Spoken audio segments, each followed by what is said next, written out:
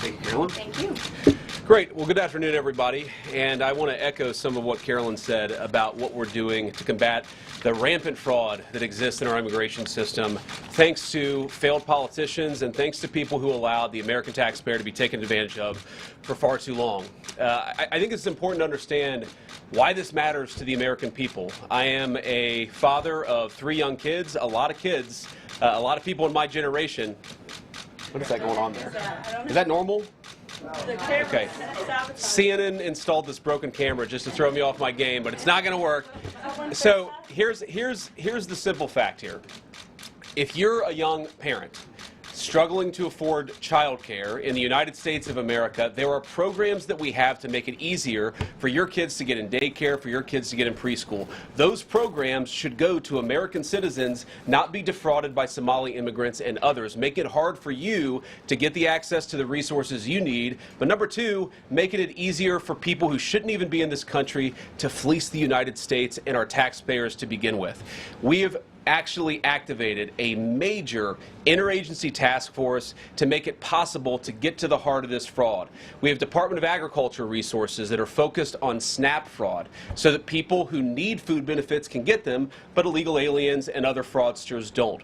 We have over 1,500 subpoenas that the Department of Justice has issued to get to the heart of the fraud ring. We've done almost 100 indictments, mostly Somali immigrants, but also a few others. And of course, we're looking in with broad investigatory authority to a number of the instances of wrongdoing that we've seen in Minneapolis. But we also want to expand this. We know that the fraud isn't just happening in Minneapolis, it's also happening in states like Ohio. It's happening in states like California. And so what we're doing in order to help coordinate this remarkable interagency effort from the Trump administration, but also to make sure that we prosecute the bad guys and do it as swiftly and efficiently as possible, is we are creating a new Assistant Attorney General position who will have nationwide jurisdiction over the issue of fraud. Now, of course, that person's efforts will start and focus primarily in Minnesota, but it is going to be a nationwide effort because, unfortunately, the American people have been defrauded in a very nationwide way. I want to thank a couple of people for their cooperation, in particular Pam Bondi, our Attorney General, first of all, for getting a lot of resources to Minneapolis to start to investigate and prosecute this fraud, really at an industrial scale. We've never seen fraud like this in the history of our country. Pam has been doing a great job to get the resources there to uncover it, but importantly, creating a job like this often takes months, sometimes even longer. When we realized that we needed this Associate Attorney General position, Pam got this person up and running in about a week. We're going to make the nomination hopefully in the next few days. We'll obviously let you guys know who that is when we do it. I've talked to Senate Majority Leader John Thune, who has promised me swift confirmation for this official, but this is the person who is going to make sure that we stop defrauding the American people. And here's one final thing I'll say about this. I've heard a lot of people say that we need a special counsel to investigate fraud in the United States of America. I actually agree, and that's what this position does. It has all the benefits, all the resources, all the authority of a special counsel, but with 2 crucial differences. Number 1, it will be run out of the White House under the supervision of me and the President of the United States. And number 2, it's actually constitutionally legitimate. As you guys may know, the special counsel statute has some major constitutional questions. When we get the bad guys, we want to make sure we get them permanently and they don't have some legal technicality they can get out of, which is why we set it up as an Associate Attorney General. I'll take some questions, but I want to make just one final observation here. When I was actually walking out here, somebody sent me a photo of a CNN headline about what happened in Minneapolis. And this is the headline. I'm just going to read it.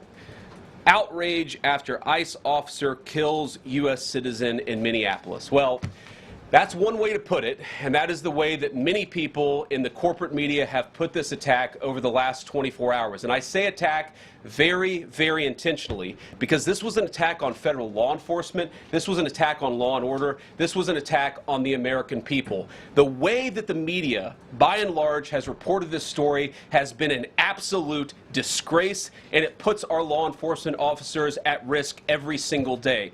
What that headline leaves out is the fact that that very ICE officer nearly had his life ended, dragged by a car 6 months ago, 33 stitches in his leg. So you think maybe he's a little bit sensitive about somebody ramming him with an automobile? What that headline leaves out is that that woman was there to interfere with a legitimate law enforcement operation in the United States of America. What that headline leaves out is that that woman is part of a broader left-wing network to attack, to dox, to assault, and to make it impossible for our ICE officers to do their job. If the media wants to tell the truth, they ought to tell the truth that a group of left-wing radicals have been working tirelessly, sometimes using domestic terror techniques to try to make it impossible for the President of the United States to do what the American people elected him to do, which is enforce our immigration laws. The President stands with ICE.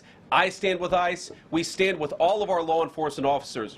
And part of that is recognizing that you people in the media, not everybody in this room, but many people in this room have been lying about this attack. She was trying to ram this guy with her car. He shot back. He defended himself. He's already been seriously wounded in law enforcement operations before, and everybody who's been repeating the lie that this is some innocent woman who was out for a drive in Minneapolis when a law enforcement officer shot at her, you should be ashamed of yourselves. Every single one of you. Questions? Thank you, Mr. Vice President. I wanted to read a quote from Tim Walz earlier today. He said, "When things looked bleak, it was Minnesota's first that held the line for the nation on July 3rd, 1863, and I think we may be in that moment now." Can you comment on his rhetoric and Mayor Jacob Frey and whether they want to see unrest in Minneapolis? Well, that's very tough rhetoric from a guy who just quit because his fraudulent activities have been uncovered. Look, Tim Walz is a joke. His entire administration has been a joke. The idea that he's some sort of freedom fighter, he's not. He's a guy who has enabled fraud and maybe, in fact, has participated in fraud. That's what this new Assistant Attorney General position is going to find out. I don't care what Tim Walz says. I care about getting to the bottom of this fraud for the American people, and I care about enforcing the nation's immigration laws. That's what we're going to stay focused on. Vice President, on a related question here. I mean, Democrats have accused ICE of murder. They've said they're targeting Americans. They've told ICE to get the F out of Minnesota.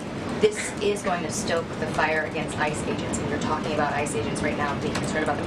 What, if anything, is the administration going to do to make sure these folks are protected during these protests? But also, should DHS sort of revisit their procedures here? I mean, nobody wants to see an American killed. Are there changes that need to be made to make sure something like this doesn't happen again? Look, first of all, of course, nobody wants an American citizen to be killed. This is absolutely a tragedy, but it's a tragedy of the making of the far left. They have radicalized a very small segment of the population, taught them that ICE agents are engaging in wide-scale violation of people's rights. What our ICE officers are doing is deporting the millions of criminal aliens that were let in during the Biden administration. So number one, we have to say, as a matter of leadership, and I would appreciate if the Democrats would join me on this, let's be honest about the fact that we have way too many illegal aliens in this country. Our ICE officers should be supported in doing their job. You're trying to actually marshal the far left lunatic fringe to engage in doxing, to try to make it impossible for them to enforce the law, and in some cases actually to engage in acts of domestic terrorism against our law enforcement officers. When you talk about different plans, different protocols, different policies, I forget exactly how you asked the question. Here's the simple fact. What we're going to do is make it easier for the American people's administration to enforce the American people's law. And that means that Democrats have to stop rallying the mob against legitimate law enforcement operations, and that means that we are going to get tougher, and that's what this AAG position is about. We're going to get tougher at the people who are defrauding the United States by inciting violence against our law enforcement officers. That's one of the things that we're going to do. We've already started that work at the Department of Justice, but we're going to keep on doing it, and this new AAG position is going to kick that into high gear. Vice President Vance, you just suggested that this woman who was killed, Renee Good, is part of a broader left-wing network. Who do you think is behind this broader left-wing network?